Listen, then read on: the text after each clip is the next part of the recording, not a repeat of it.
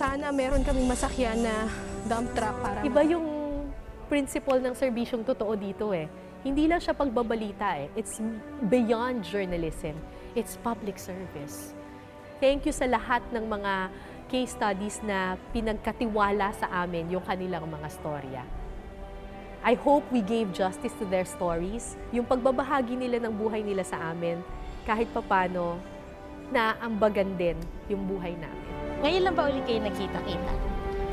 Opo. As much as possible, pag gumagawa kami ng docu, parang gusto ko makapaghatid ng storya na hindi lang kapupulutan ng aral, pero makaka-motivate din sa mga tao para tumulong. Hindi na pala sapat na napanood mo lang, na-touch ka, kung hindi, na-move ka into action. Nakakatakot din talaga.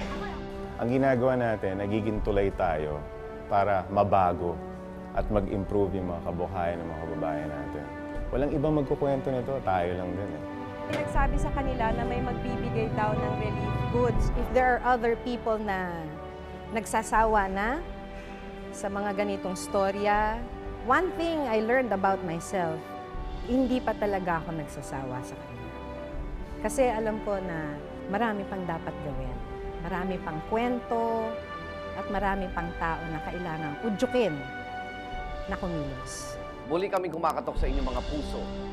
Nakakagulat na sa tagal ko na rin dito sa GMA, parang lagi pa lang din ako nagsisimula. No?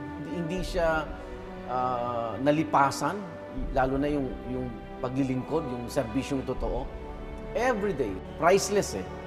Pag malalaman mo na kasabay ng karir mo, may natutulungan ka pala. Ang natutunan ko dyan, dapat talagang lubos ang determinasyon mong tumulong.